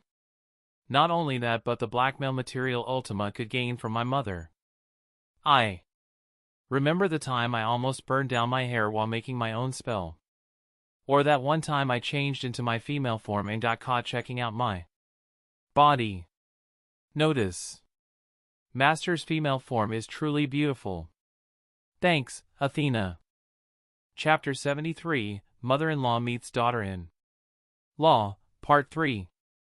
After my little spar with Igris, I took a bath and changed into fresh clothes just in time as I sensed Mom and Ultima return. I couldn't help but feel a little nervous about what they may have discussed while they were out. My mother, the vampire queen, and Ultima, the purple primordial, what could go wrong? That's without talking about the white primordial maid with them. As I made my way down to the dining room, I tried to shake off my worries and focus on the task at hand. I had ordered my shadows to prepare a meal for us, and I knew it would be best to make sure everything was in order before they arrived. Walking into the dining room, I was pleased to see that everything was as I had instructed. The table was set, the food was hot and ready, and everything looked perfect. Not like any one of us actually needed to eat in the first place, but that besides the point. Taking a deep breath, I sat down at the table and waited for my mother and Ultima to arrive. As I waited, my mind began to wander, and I couldn't help but think about what sort of trouble awaited me. Finally, after what felt like an eternity, I heard the sound of footsteps coming down the hallway. My heart began to race as I braced myself for whatever was about to come my way. As they entered the room, I tried to keep a calm and collected demeanor, but I could feel my anxiety creeping up on me. "Hello, my dear," my mother said, smiling warmly at me. "How was your day?" "It was fine," I replied, trying to keep my voice steady, while also noted to me that it seemed like Ultima got my mom's approval. "And how was your little spar with Igris?" Ultima asked, raising an eyebrow. "It was interesting," I said, assuming she asked one of the shadows about it, "but How was your day? Oh, nothing special. We talked for a while, and I can't wait to see my grandchildren soon, my mother said, a hint of excitement in her voice. I smiled wryly and slowly relaxed and enjoyed the meal with my mother and Ultima. It wasn't exactly the sort of news I had expected after their little shopping trip, but I wasn't complaining. Ultima told me about you visiting the slime that made a city of monsters in the Jura forest. Mom said. Putting down my glass of wine, I said, he is interesting. Naming thousands of monsters and growing much stronger in a short amount of time, and even becoming friends with Malim. Yes, and he appeared after the lizard disappeared, Mom said with a tick mark at the mention of Veldora. Well, he is calmer than Veldora, and his goal is to make peace between monsters and humans. For a slime, he sure has big dreams, Mom said. From what I know, he was a human before reincarnating as a slime, and he grows really fast. I paused to see Mom's reaction. When I first saw him, he was an A-rank monster, and just a few days ago his strength reached S rank. Mom looked at me with interest. S-class? How strong would you say he is? She asked. I hummed thinking about it. Strength-wise, he is at the level of Fry, but from what I've seen from him, I would say he could win against Roy and Lewis. That would be due to Rimuru's unique skills. Maybe I should go and see the slime myself, Mom said, swirling around the wine in her glass. As she said, I had a bad feeling thinking that something bad would happen. I was in my office with Mom, who had glasses on for some reason. She wanted to talk to me after the dinner. Now that you are in a relationship, there are things you should know, she said. I listened, thinking she would say something important. We should now talk about the bird and bees. I noticed she was completely serious. Mom, I'm over 300 years old. I may have forgotten to talk to you about it before, but it's never too late. I put a hand over my face. Mom, please stop. As I said, I'm over 300 years old and don't want to have this conversation with you. Fine. But remember, I want grandchildren, especially girls, because boys always cause trouble. Ultima and I have already talked about it. I didn't know what to say, but the image of my mom and Ultima having the talk was funny. I'm only 322 years old, and I will live for a lot longer, so I'm not in a hurry to have kids. But I want grandchildren. That's not your call to make. After the talk, I want to forget I went to find Ultima and ask her about our new maid. Normally I wouldn't care if she brought a maid, but it's a different story if the maid is a primordial demon. Sitting in front of Ultima and Blanc, the white primordial standing behind her. Like a professional maid, I asked, so what's all of this about? We've been talking about getting more maids, and I found one, Ultima said. Innocently, as if she didn't understand what I was talking about. Yeah, I remember that, but I was thinking about one of my shadows, not the white primordial, I said and saw their reactions. Ultima had, as expected of me, look while Blanc had a look of interest. Chapter 74, Dungeon Escape Room, Part 1. So you figured out who I am, Blanc said. Yeah, I did, but I can't understand how Ultima got you to wear a maid uniform. That wasn't my plan at first, but I somehow ended up as a maid, and I can assure you I will take my job very seriously, she said, still acting like a perfect maid. I looked at Ultima and then at Blanc before looking at Ultima again. You want your own maid? Asked through thought communication. Even if she didn't smile, I could feel a smirk from her. As expected, you know me best. Even if she wanted to become your subordinate after hearing you gave me a name, I made a few changes, and a maid would be nice to have. I wanted to sigh, but having Blanc as a subordinate wasn't a bad thing, and she could be Ultima's maid for a while. I knew that in terms of political machinations, Blank's skills were on par with, if not superior to, Noir's. Very well, from today, you will be Ultima's maid. After I said that, I could see her eyebrow twitched slightly, but she did her best not to show it. Make a body out of them, I said, bringing forth shadows so she could make a vessel for herself. She did as one said and made her vessel out of the shadows, and the only noticeable change I saw from her was that her eye color changed to purple, just like it did with Ultima. I guess that making a body out of my shadows always changes the eyes of the demon to purple. If that's the case, then would their eyes be blue before my evolution? From now on, your name will be Testarossa. Right after I said that her evolution started, in terms of power, she would be stronger than what Ultima was after being named but weaker than the current Ultima. Ultima POV. Walking down the halls with the now-named Testarossa, I tried my best not to laugh. You said I was going to be his maid, she said angrily. Oh, how I will enjoy having her as my maid. I said we needed a maid. I never said it was for my love, I replied with a smirk. She kept her cool on the surface, but I felt a barely noticeable minuscule aura that escaped her. Don't worry. You will surely be promoted if you keep up the good work. I truly hope so, she answered. Oh, don't be mad. If not for me, you wouldn't get a body and a name, so you should be happy to be my maid. Oh, I was already enjoying this. In the underworld, we were always competing and battling with each other. So, now that I'm her superior, I will enjoy it for as long as possible. You are enjoying this, aren't you? She asked with a forced smile. Using a line that always annoyed me when Kale used it, it's just your imagination. Seeing her expression, I finally understood why Kale always used it so often. I continued strolling around the castle with a satisfied smile, together with my new maid, Kale Valentine POV. Now that I think about it, Rimuru should visit the dwelling of spirits soon. I have already made a few prank traps with Ramiris, but we could make some more. This will be fun, hee hee hee. I could make a puzzle trap with an hourglass-like timer that dispenses rice into a pit of lava.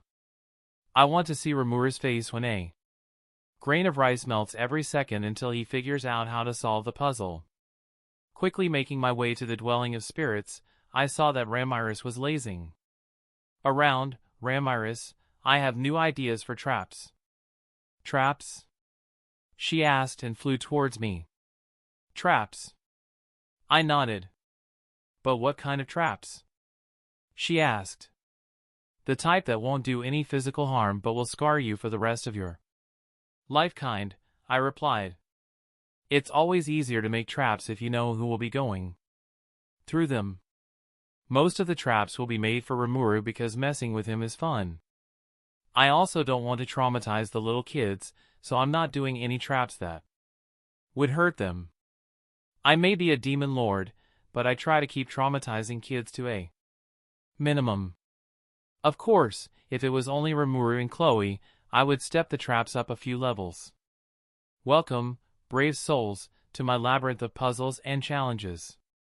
Fail, and you shall remain trapped forever. I recorded the last line. My plan to make a few more traps changed into making a whole escape room-like dungeon. The first floor they encountered resembled a library. The shelves were filled with ancient books, and a small wooden desk sat in the center. They would need to answer the riddle to proceed to the next floor. Floor after floor, they would go through an array of puzzles, each one more challenging than the last, from needing to decipher cryptic codes, manipulate intricate mechanisms, and solve mind-bending riddles. Some rooms would test their agility, requiring them to navigate through laser beams or stepping stones with hidden traps. Others tested their logical thinking, demanding them to arrange complex patterns or unlock the next floor. But the best part is that I managed to block Rimuru's great sage, so it wouldn't help him during the whole thing. Are you done with everything, Ramiris? I asked. She nodded. Yup, the last floor is done, and now the only thing left is the golem. You promised to help me with. While I often like to make dungeons that would traumatize the challengers, I think the fact that Rimuru has always given me different mangas and Chloe was the one who helped me a lot during my younger days made me go easier on them. But what should I do for the golem? Maybe a Gundam-inspired golem. Chapter 75, Dungeon Escape Room, Part 2. Wearing what I call my crazy scientist getup, consisting of a lab coat with a purple bow tie, I sat there in my temporary workshop inside Ramiris's small world, creating thousands of different things like pipes, wiring, pistons, springs, and metal parts for the golem. It was an annoying task due to the fact I needed to create thousands of different parts, but I promised to help Ramiris with it, and I wasn't going back on my words. As I started working on the outer body armor parts, I sorted every piece into different piles. It was important to keep everything organized, or else I might forget one piece of the golem and would need to start over. I could feel the excitement building inside me as I worked, building the Gondam ESC golem was actually fun. Especially knowing that soon enough, this pile of seemingly random parts would come together to form a powerful mecha golem. Oh!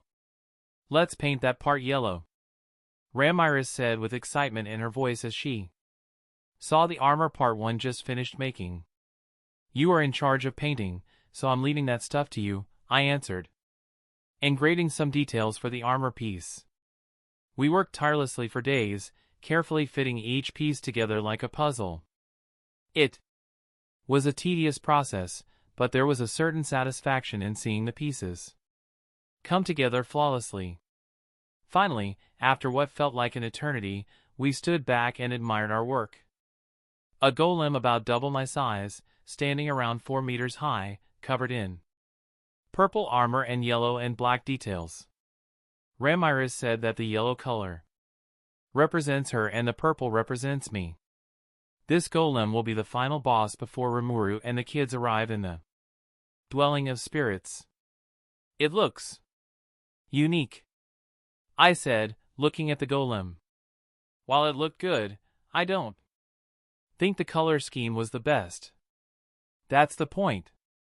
Ramiris beamed while flying around the golem. Now, if they manage to come to this floor, they will never forget this golem. Let's try to turn it on to see if everything is working, I said, and Ramiris pressed the start button. The golem started to start, and the sound was like music to my ear. Do. At first, they glitched a bit but became clear after a while. Baby shark, do. Do. Baby shark. Ramiris looked at me. Are you sure about the song? Isn't it fun being attacked by a singing robot golem? I asked. Sitting in my office, I started going through all the paperwork I put on the side for the last couple of months. The multiple stacks of paper were neatly sorted in piles that seemed to get taller with every second that passed. I took the first report and read it through. Interesting, I said, taking a sip of my tea and putting down the report. It seems the Rosso family hasn't changed a bit. I took the next report and read it through. With a sigh, I put it on the gone through stack of papers and rubbed my forehead. Idiots. All of them. Thanks to my shadows, it's quite easy for me to spy on other countries, and the only people who have ever noticed them in my shadows were people on the level of a true dragon. That's why I try my best to stay away from the Eastern Empire before I set my plan in motion. While I could wait for the war to progress like it would have, why not try to end it before it actually begins? Right after my unique skill, Mystery, evolves, I'll do it. First, start with Michael, and then go for Feldway. I started tapping my fingers on the wooden desk and going through more of the reports, and while doing it, I also went through my other plans, like how to deal with the Insectars, Yuki, and Evarage. I also need to kidnap Masayuki Hanju for everything to work out, I muttered to myself and felt that kidnap wasn't the best word to describe it. It's more like helping him without him knowing I'm helping him. Yes, that's it. After everything is over, he will understand it was for everyone's greater good. I'm not trying to justify that I would kidnap a kid before doing some magic shit so he would regain his memories. The death of Veldanava and his sister drove him into a deep depression, one that enabled Michael to exploit to slowly twist Rudra's heart into a cold and heartless puppet. For the next 2,000 years, he was in a constant internal battle between himself and Michael, which exhausted his physical body and forced him to reincarnate repeatedly, losing pieces of his soul every time due to the strain. Velgrind gathered every fragment, piece by piece, living alongside dozens, if not hundreds, of versions of Rudra until only one remained. The On and Masayuki Hanju, all of the soul fragments flew toward him of their own will. The instant that the fragments merged with Masayuki, this sudden return of his powers created a counterforce that sent him across time and space, with him returning to the central world. However, due to his return before the death of his previous self, large parts of his soul, including his memories, lay dormant. So if I restore his memories, the good Rudra will be back, and I won't need to deal with the whole Emperor being killed and dealing with Velgrind. As I see it, Velgrind would be happy to have the real Rudra back, and I could just leave the aftermath for him to deal with. My liege, you have been invited to the next Walpurgis banquet, Mio said. Huh? I looked up from the last report I had left. Why would there be a new Walpurgis? It's about addressing the issue of Demon Lord Carrion's betrayal of the Council and his co-conspirator Rimuru Tempest's Demon Lord's self-proclamation, alongside the murder of Clayman's subordinate. But that shouldn't have happened for yet. Mio, how long have I been here? I asked. My liege, you have been going through the reports for over a month. She answered. I just looked at her as if she was trying to prank me. Athena, is that true? Notice. Master has been going to the reports for 1 month, 2 weeks, 1 day, 4 hours, and 36 seconds. Too much information, Athena. I then looked at Mio. Prepare my clothes for the banquet. Chapter 76, Walpurgis Banquet 2, Part 1. The black and purple clothes I had put on had a regal appearance, with intricate patterns and detailing that gave off an air of sophistication and elegance. Mio ensured there wasn't even a single wrinkle and fussed over every detail to ensure I looked flawless. It's just a glorified tea party, Mio. I don't need to look good, I said. She gave me a serious look. You once tried to go there in your pajamas. Oh, right, I remember that. I can clearly remember Mio's face when she saw me in the pajamas with my mask on and a pillow in my hand. That was one time. There was one time you almost went to the ice continent in a bright pink suit and flamingo shorts. Those shorts looked good, I protested. No, they didn't, my liege. TSK, you just didn't see the greatness of the pink suit and my flamingo shorts. I didn't see the greatness because it doesn't and will never exist. She right, you know, Ultima said from the sofa behind me. As the demonic-looking doors appeared, Rain stepped out. Lord Ashbourne, I. She stopped, and her eyes widened as she saw Testarossa standing behind me. If she only knew that Ultima was Violet, her eyes would pop out. Blanc. You should call Testarossa. It's the name my master has given me, she said in a nice but still threatening tone. But speaking of Testarossa, I had her change to different clothes for the meeting.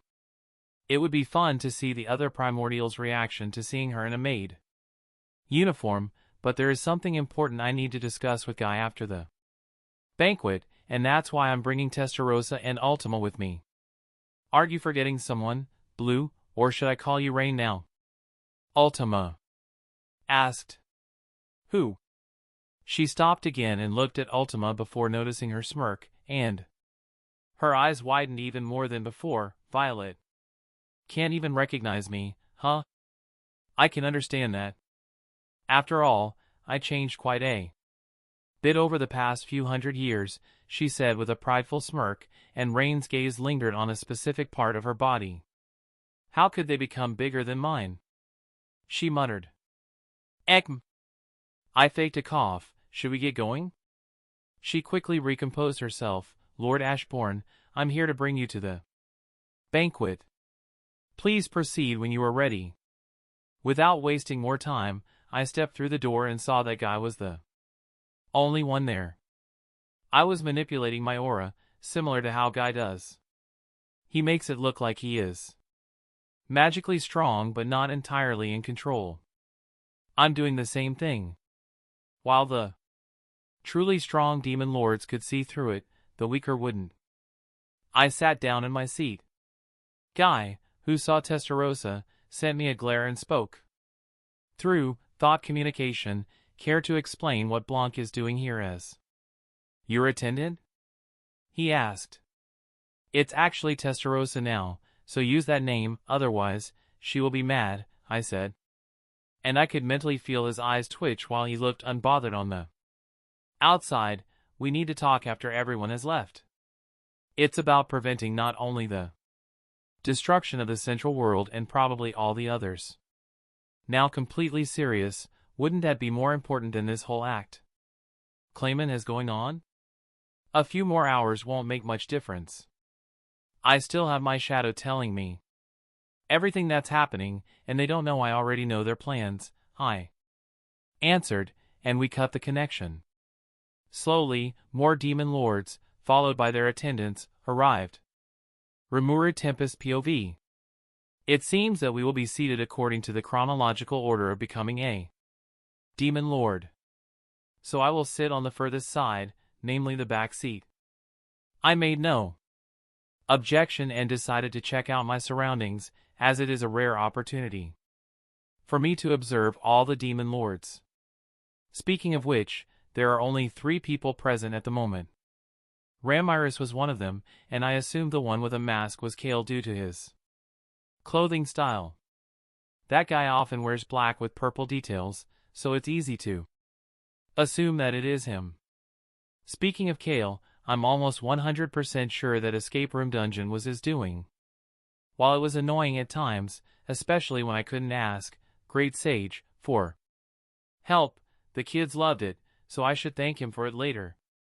Tisk. Great Sage, or now Raphael, is still a bit annoyed about it.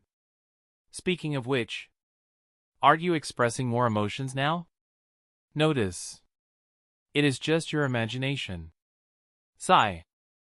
I looked at the third demon lord in the room, a red-haired man who was on the opposite side of me. Both of his eyes are closed, but he probably isn't asleep. I activated analytical appraisals, yet his stats don't seem to be out of place. But my instinct tells me that this person is abnormal. He has a similar magical count as Carrion, just on a different wavelength. In other words, you could mistake him for being inexperienced and not even being able to control his aura with that amount of magicules. The person is clearly on a different level from me. The man is known as Guy. Soon after my observation of Guy, I looked over to Kale, or as he is also called Demon Lord Ashbourne, and saw the same thing. That confirms it. I know Kale has perfect control over his aura, so that could only mean one thing. Both of them are monsters. According to Veldora, Kale could be considered an anomaly even among demon lords with how fast he has grown stronger, and would put him among the likes of Guy and Malim. Even the attendees that came with him are monsters in their own way.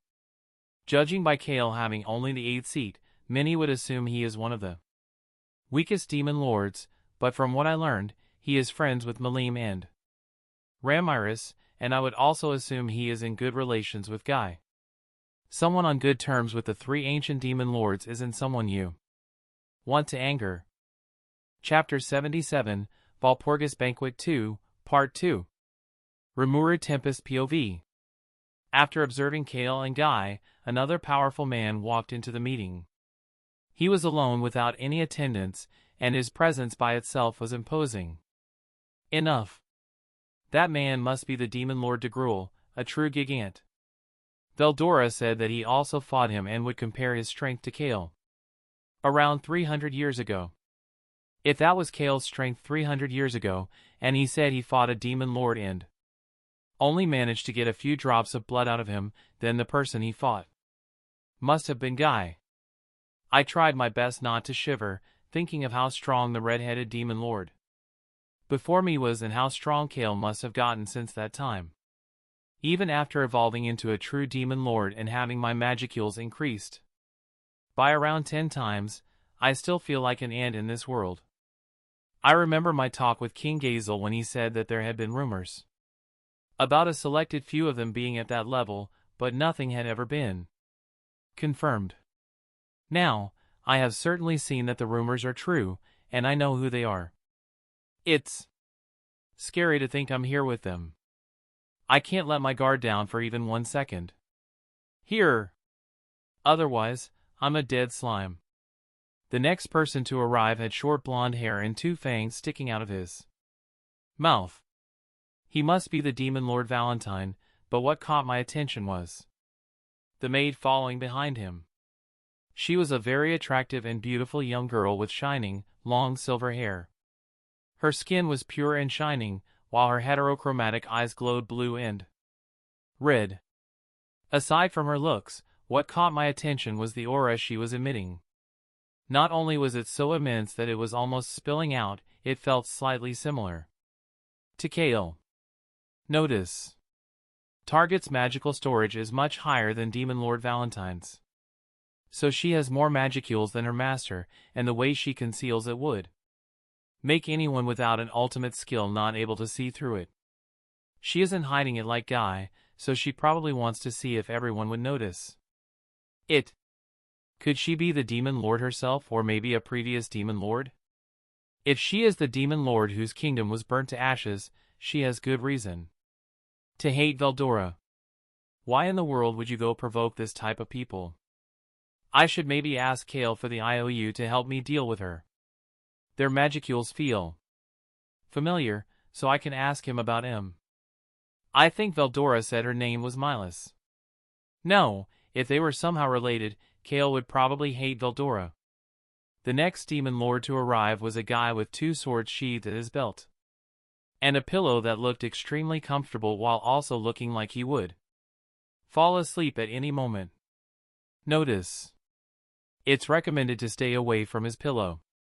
If you take the pillow, chances of getting killed are 100%. I shuddered. Yikes. What type of pillow must it be for something like that to happen? He went towards Ramiris. Hey, did you grow smaller since last time? Are you picking a fight with me? Maybe you slept so much you lost your last brain cell. Why would I pick a fight when it's obvious I would win? They seem like good friends. The next one to arrive was Demon Lord Fry, a harpy with her 2 attendants. But her magicules weren't anything special. They are even smaller than that of Cheyenne's and Benimaru's. But one of her attendants, a male harpy but with a lion mask? Answer. According to the deduction of analytical appraisals, there's no way. This person is on a completely different wavelength than Carrion. There's no way. That's him. I can deduce this easily, even without Raphael telling me. As I was observing Fry and her attendants, I suddenly felt something akin to a freezing wind in the room, and when I looked towards the direction it came from, I saw a blonde that I almost mistook for a beautiful woman. Are you Rimuru? He asked. That's right, I answered. There are only 4 demon lords left. Carrion is missing, so that leaves Clayman and Malim. Then he must be. So, are you Leon? Why would you want to have a talk with me? I asked. Yes, I am Leon. I didn't come to you for anything in particular. Your face felt familiar. Leon, Shizue has already passed away, I said. I know. Of course, she would die. She refused to accept Ifrit and didn't want to become a Majin. He said as if stating the obvious. Without even thinking, I said, she once asked me to punch you in the face. Please. Allow me. I refuse. I've given Shizue a chance to choose her own life. She didn't want to become a Majin and wanted to live as a human. I even gifted her Ifrit when we parted, so there's no reason for you to punch me. However, I'm also a little bit interested in you. If you want to complain to me, my treat. Alright, I'll accept. Remember to send an invitation. I said, and with a nod, he sat down on his chair. I'll deal with that later, but now I must focus on dealing with Clayman. Kale Valentine POV. As Rimura's talk with Leon ended, we waited for another hour for Clayman to arrive. Being the person I am when I don't have anything to do, I was so close to just removing the guy from the face of this world. The only thing that was stopping me was the fact that it was important for Rimuru to become a demon lord, and since I'm such a nice guy, I won't kill him. I also noticed Mom, who wasn't hiding the fact she was stronger than Roy. If one remember correctly, after the Valpurgis banquet, the next big event should be the Saint Monster confrontation. I should go there after I'm done dealing with the annoying angel and the Monas. Veldora is now free of his 300 years of imprisonment, so we can catch up and go through all the novels we read. Now that I think about it, I should have asked Krinoa to seal me with him so I could have had full access to all the mangas and novels in Rimura's mind. That's the end of this tale for now. Thank you for watching and I'll see you in the finale. Peace.